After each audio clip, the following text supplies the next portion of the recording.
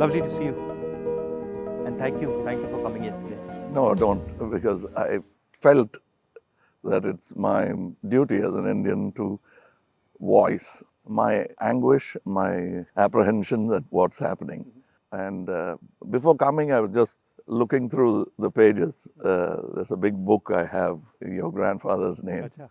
And I was looking through that, and I know these 2,800 kilometers is nothing. You walk through sweat, tears, and blood, literally.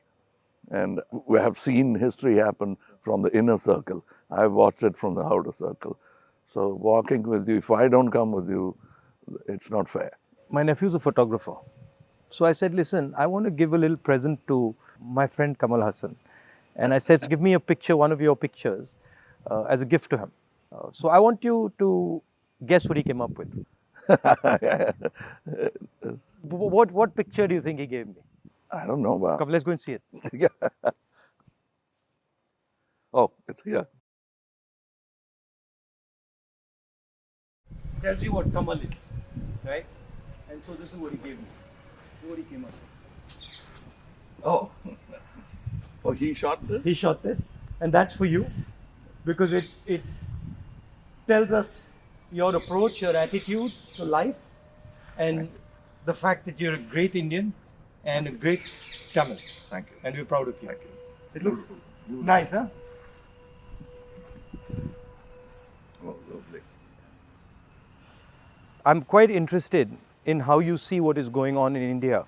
Of course, an Indian person, but also a Tamil person, because the view from South India often looks very different. It is. Than the view from North I'm India. sure it is the same from Assam or Meghalaya. The same, exactly. At the capital. We forget history, and we are only agitated by the topical or recent happenings. I talk a lot about Gandhiji now. It is not right from the beginning. My father was a congressman, but my environment made me a bitter critic of Gandhiji when I was in my teens. My father did not say, he said, just read history. I think you're talking from today. Yeah, but today matters, is my question. He's a lawyer, and he didn't argue with me on this case. Around 24, 25, I discovered Gandhiji on my own. And over the years, exponentially, I've become a fan. And that's me, to explain myself. To actually correct yourself and say sorry, that's why I made Hey Ram, Right. a film where I played a parallel assassin, Wow. wanting to kill Gandhiji. And as he goes nearer to the person and the truth, he changes. Yeah. But it's too late. Somebody else does the job that he wanted to do, but he had changed his mind. That's the story of Hey Ram. So you came up with the idea? Yes, that is my way of saying sorry to my Bapu. Excellent. That's quite a sort of sophisticated, intelligent way of looking at the problem. Yeah, because I have to take the onus of all the crimes, including what happened in your family. We let it happen. But I think inside what you're saying is hatred is actually blindness and misunderstanding. Yes, and the worst form of criticism is an assassination. I think that's very cheap. And It's a coward. A coward does that Only, because he has no other way to fight. But that cannot be the answer. So what's your view then of the violence and the hatred that is being spread in the country? I mean, I view it as a consequence of the fear that is being spread in the country. No, this is actually a synthetic, reproduced, manufactured thing. I don't think so, because go into Kerala, more than Tamilnadu, you will find amity prevails. Unless you doctor it. You can do it from either side. I think there are more sides to it than just Hindu and Muslim. We have to look at all that and understand that this country will flourish only with this plurality. As a person who loves Tamil Nadu, loves the Tamil people, whenever I go there, I try to understand slightly better, what exactly is the Tamil idea, right? And so as somebody who, is looking at it from far, What does it mean to be Tamil? I know that the Tamil language is very important, but what does it actually mean? It means the same as wanting to be a Maharashtrian Yeah. or Telugu or a Malayali. We all have a pride, but I must say something about Tamil Nadu. They always feel that it's an island with parochial mindset and language chauvinism. Everybody is proud about their language, but I can tell you, you can go to a village, any village or town, my town, and just stand in the middle of the road and shout Nehru. A dark man will turn around, Yeah. or he'll say Bose. Yeah. Somebody will turn around and he doesn't look anything like Yeah. Nehru ji or Bose ji. And they'll turn, you'll find Gandhi, many Gandhis. That is the mindset. And at a particular point, they felt there was apathy from the center. That happens every time. It will happen with every government. They are now unhappy with what is happening now. But that's not permanent if you could approach it like you're doing it now. The reason why I want to celebrate your walk is reaching out to the people and lending the ear instead of standing on a podium and lecturing. Yeah. That's commendable from your side. But my experience when I go to Tamil Nadu, right, is that they express themselves in a very passionate, Yes.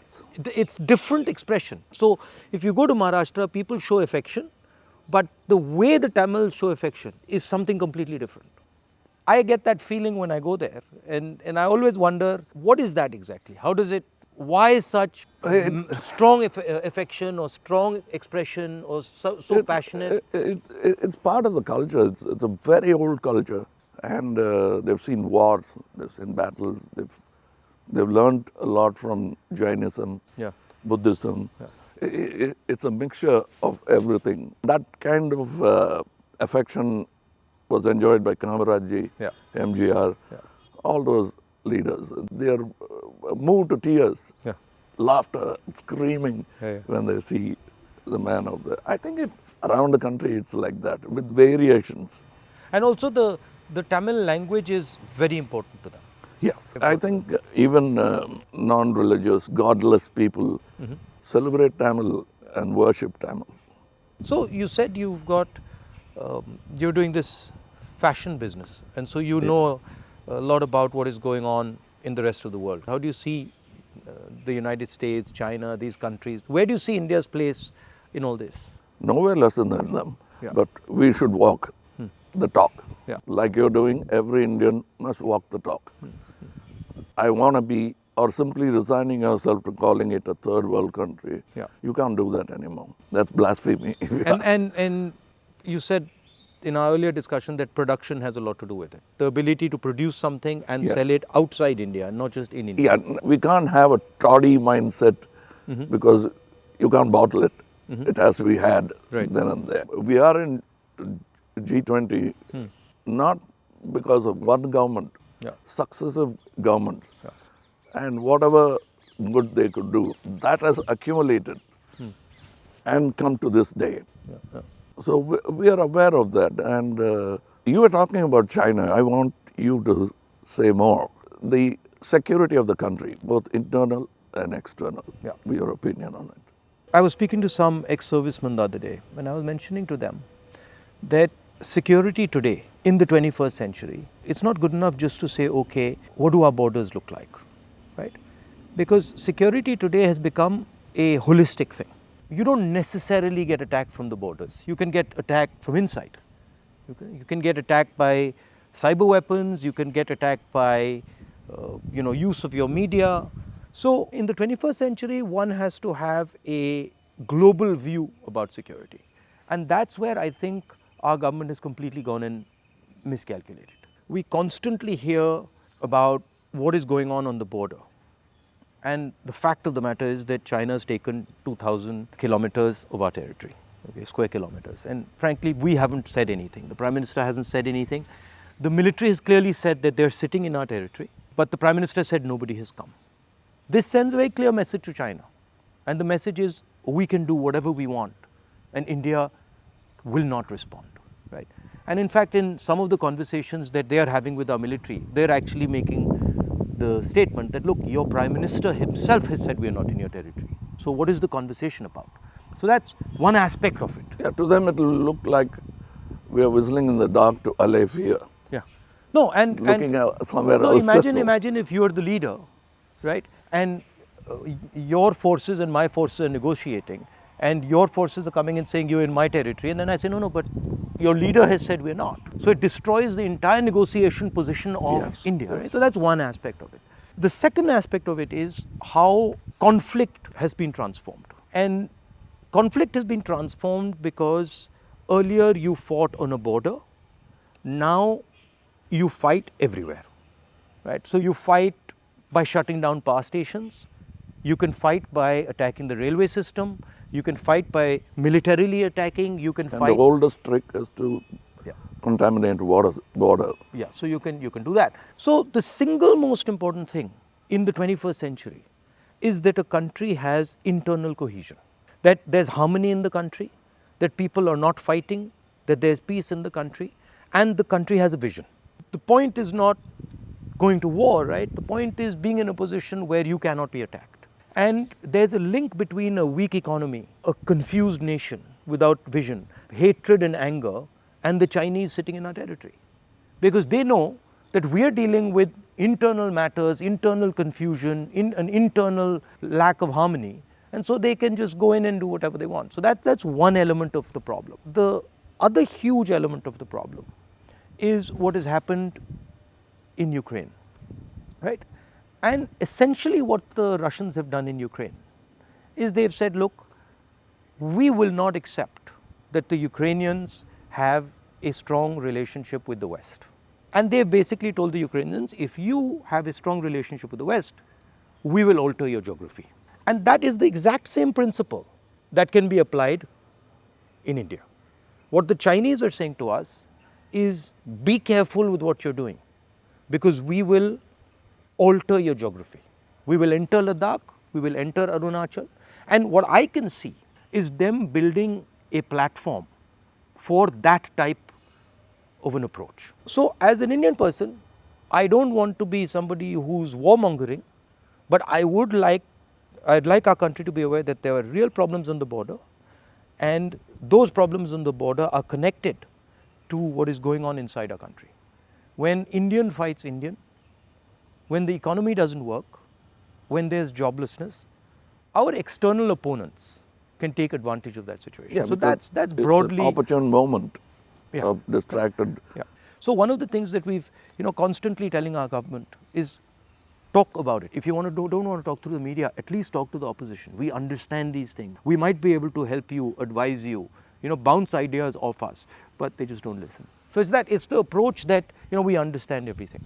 The other aspect of it, which you touched on, is that frankly there's no one who can compete with China. I do not believe that on production, on as far as the economics is concerned, I do not believe that the West can take on the Chinese.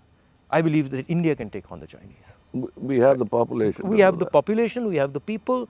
What do you need to take on the Chinese? You need a young population, you need large numbers of people, you need a large educated base. Compared to China, our population is younger. Exactly, right?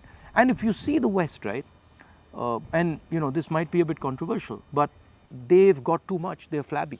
They're living in opulence. They live on, they and they are outsourced. And they outsource, right? Whereas our people, they know what a struggle is. They understand difficulty. So I think as an Indian person, I see a huge opportunity for India to become, like China, the producer of the world, right? And of course, the West has a space, which is high-end manufacturing, high technology, etc., which they're very good at, they'll dominate. And we should try and challenge them on that.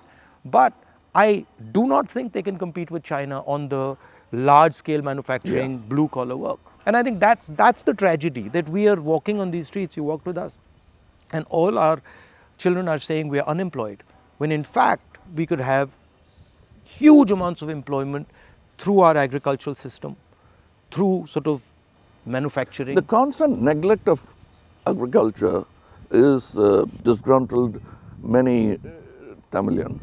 They voiced, they came here, they didn't even get an audience. India has skills, and it has skills everywhere, right? I always say that the next Satyagraha is the skill set development for India. Right. Because making thousands of lawyers who won't get a job, thousands of engineers Exactly. who won't find a job. Instead, if you develop their skills, they can have their degree but pursue their passion. Instead of me talking about other subjects generally, let me talk about where I come from, the film industry. But the number of training facilities, 200 jobs in a film, and there's no ITI for that. So what it is, right, is actually a disrespect of skills. You will not respect the person's skill and then say, okay, as the nation, how do we empower this person's skills? So I gave you the example of Bellary, right, which is the jeans capital of India. Now Bellary should be exporting jeans to the rest of the world, should be exporting different types of jeans, should be innovating on jeans. Right? Bellary has been shut down because of demonetization and wrongly applied GST. And you've literally taken a hub which could challenge the Chinese across the world in making jeans, and you've destroyed it. It used to have 4.5 lakh people working there, it now has 50,000. Like something like what you're doing with Khadi, right? I mean, who would know that that's a Khadi jacket? Nobody. Right? More than the publicity of it, the reach of it. Exactly. And Americans are loving it. And then you got the history of Khadi, right? Because if you start to say, well, this is Khadi from the Indian freedom movement, this is made by Yes. Indian people by hand, this is what fought a superpower, you can make a beautiful story out of it. Yes. And it's not done in a modern factory. Yeah. It's done by people sitting in villages and handmade. Exactly. You know, I'm very happy and honored to be sort of partnering with these people who've been neglected. They're almost on the verge of closing down and going back, thanks to GST. So how many people now are working there? We have started, like we have not started a full-fledged tailoring system because we only have 12 outlets and we can supply with a number of tailors. But the number of weavers are many. Right. They are in Telangana, Karimnagar. We are sourcing it. We are going even to Kutch and other places so that we can bring India together. So that's it was very nice. It was very nice of you to come, I must say. I with all the situation and the BJP and sort of the ability they have to coerce, I think it's also a brave thing. That's why I think that's why he gave. He came up with that idea of the picture. No, It's not easy. I'm glad he thinks of me that way, but I still remember the speech by Gandhiji when he said, "Shake the lion's mane," for which he was incarcerated. So we have the strength and ability. But I'm happy that you're meeting people, practicing jujutsu, walking miles and miles and miles. It's nice. And because you're doing exactly what Gandhiji did, to understand the nation before fighting for it. No, it's quite a fantastic experience. I remember walking from Tamilnadu into Kerala. It's completely different. Yeah. And as you said, it's changed, but then it's the same. So there's huge commonality and then there's huge difference. That's the individuality of it. That's the plurality that we should not lose Exactly. at all. Yeah. And I think a lot of what we traditionally have is also the artisan, the small and medium person, the little clusters who have huge skill, but they are sort of hidden away, hidden treasures, so to speak. Yeah, I think it's very important that a government in position should bolster like farmers during the Gaja calamity. For them, after some time, party affiliations don't matter. The calamity that they're facing is The pain is the most important thing. It doesn't matter. And politicians always go and talk about the next election. And their trajectory is towards that, and that they don't like. They can't tend to take their eyes off it. Politicians. I find that, and I get criticized a lot. Sometimes where they're like, oh, he's not election centric. I mean, I think of course, one has to fight elections, one has to be in politics, one has to take them seriously. But there's also another role of people. There's a role of bringing people together, of listening, of being affectionate. You know, that role, I think, is a very important role. What we have done through our party is that simply sort of wipe the dust away from the Gram Sabhas and brought it back into, now it's happening because we are attending and now we want to take it into the towns. I think people should participate in politics, not necessarily electoral politics only. Exactly. But they must have a firm say that politicians will have to understand it's not all about number crunching, that they'll have to answer certain things. And people should also feel that I can vent or complain. I can say something, and politicians should also feel that I can take some punishment. You know, he's shouting at me, okay, no problem. I did something wrong. I go and listen to what he's doing, what he's saying. I think that's, you know, people don't like criticism. I think criticism is a good thing. I think we are a very young democracy still, in spite of 75 years.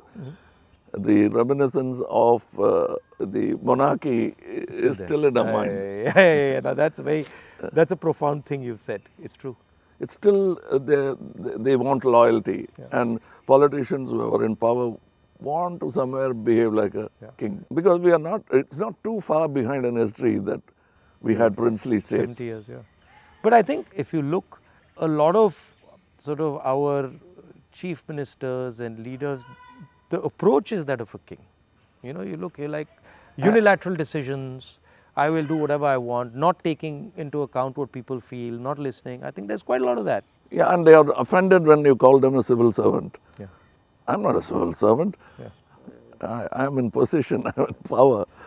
But that's what we are, ultimately. It should be a position of honor rather than position to usurp. Yeah. The trustee idea of Mahatma Gandhi. Over the time, I'm looking for people who are at least a semblance of that in them, because it's unique. He's a tall international figure. Yeah.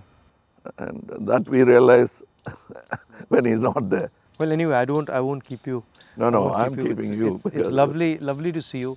And whenever you're in Delhi, you know, next time, maybe we go and have a meal or something. Yeah, sure. I'd love to do that. And I'd like you to look into our thing I've sent. I will. I'll give you and my your measurements. I will 100%. We'd like to dress you up. Okay, I'll do that. Thank you. Thank you. Thank you for the time. Thank you.